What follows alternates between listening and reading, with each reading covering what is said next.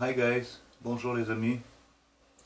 Euh, Aujourd'hui, ce dimanche matin, une chronique forcément bilingue, puisque quand je parle d'un auteur de langue anglaise, soit j'en parle en anglais, soit je le cite en anglais, à moins que j'ai sous la main une traduction, mais c'est rare.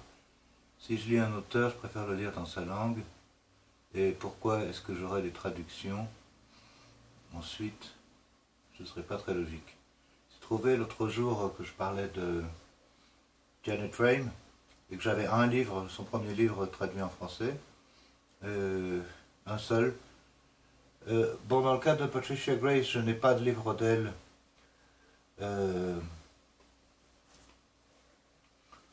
en français, ni d'ailleurs en espagnol, mais je sais que le premier, au moins, roman a été traduit, s'appelle Potiki.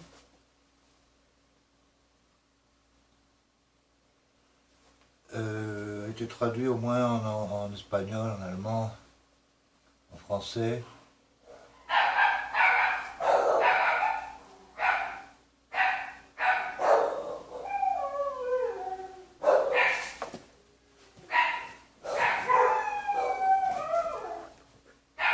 Baby No Eyes, je ne sais pas.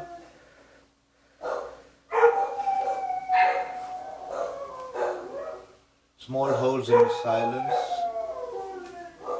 des nouvelles relativement récentes, publiées au début du siècle, de ce siècle. Collected Stories. Tout ça est en Penguin, hein? Penguin Australia, Penguin New Zealand.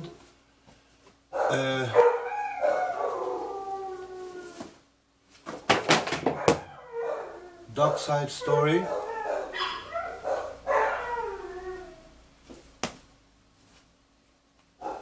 Cousins. Collected Stories, etc. Par où commencer? Patricia Grace, il faut que je vous la montre. Elle est d'une grande beauté. C'est une Maori.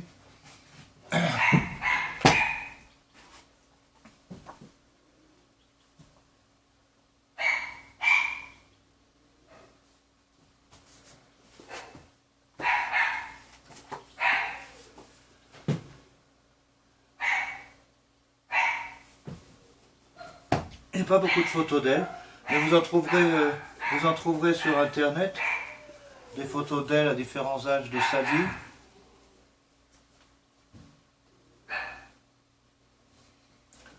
Elle est née en 1937, je crois, et donc elle a 83 ans aujourd'hui.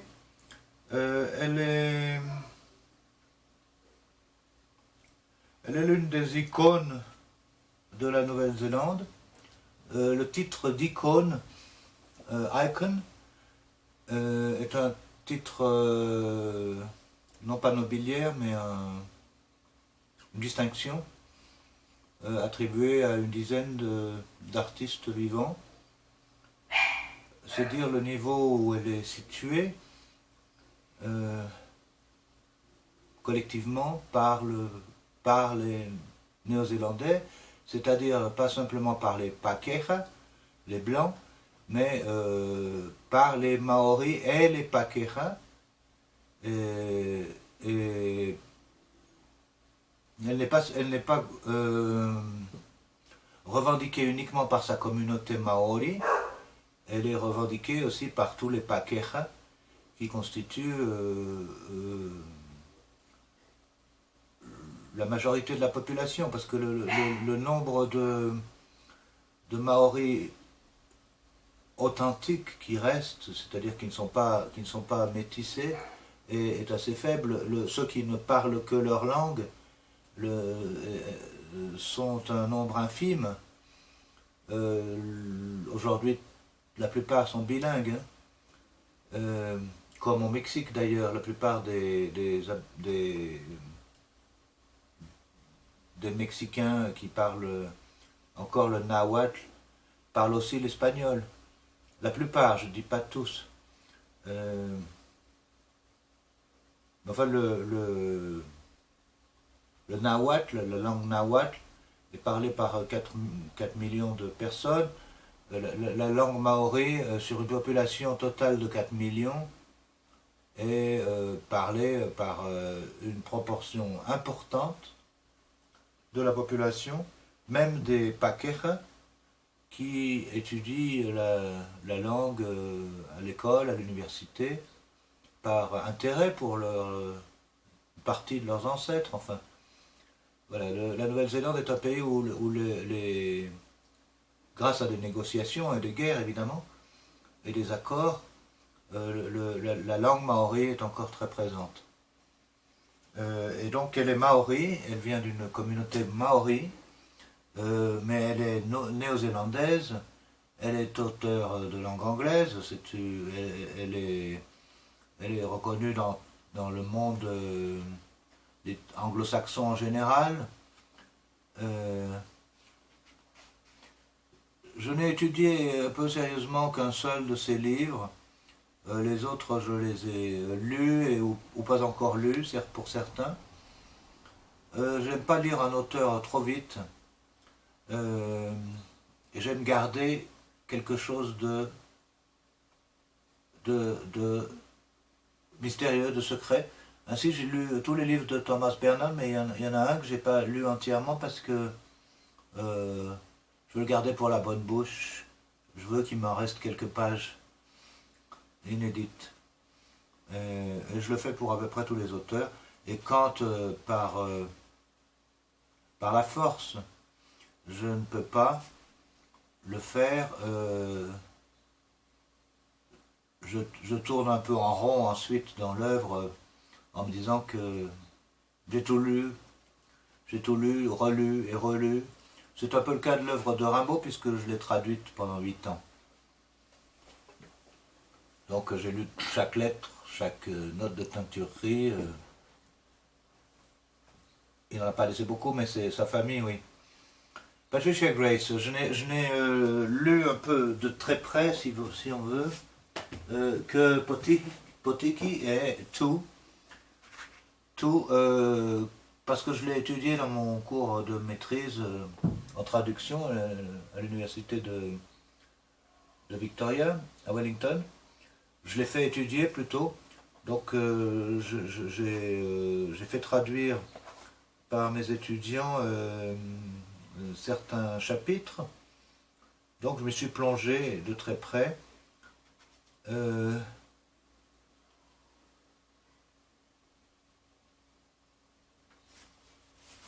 Voilà sa belle écriture.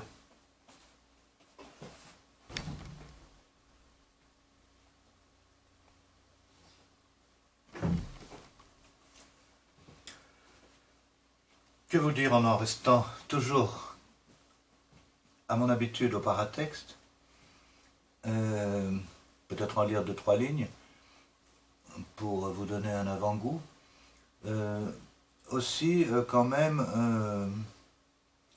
en dehors du fait de l'information essentielle de sa date de naissance, c'est quand même une des informations les plus importantes qu'on puisse avoir sur quelqu'un. Donc 1937, je vais vérifier, mais je ne crois pas me tromper. Oui, alors comme c'est un livre écrit par une femme, on ne met pas la date de naissance. Oui, 1937.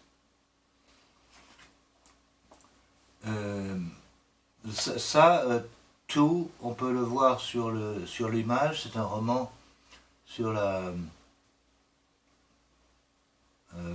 guerre, sur les guerriers les guerriers du bataillon maori qui ont été envoyés à la guerre. La Nouvelle-Zélande a beaucoup donné, et d'ailleurs l'Australie aussi, Pour les guerres mondiales, on ne le sait pas très bien. De même que les anciennes colonies fournissaient de la chair à canon aux métropoles, à leurs colonisateurs, qui ne leur rendaient qui leur en rendaient rarement hommage. Donc elle revendique cet héritage mixte, et c'est à ce titre une des plus grandes auteurs, comment dire, ces classifications sont toujours, ces classifications, ces palmarès sont toujours ridicules. On pourrait dire tout, et on pourrait dire une des plus grandes auteurs de l'hémisphère sud, un des plus grands auteurs de la langue anglaise. Attention aux une et aux un, parce que la plus grande écrivaine, ça ne considérerait que les femmes écrivains comme la plus grande philosophe, alors que si on veut considérer les deux, il n'y a pas d'écriture inclusive, orale, pour dire ça. Donc, disons l'un des grands écrivains vivants. Je mâche et je pèse mes mots. Romancière, nouvelliste essentiellement, très peu d'essais, et puis une présence lumineuse et très aimée par ses compatriotes. Voilà, bonne journée les amis, et on se retrouve demain.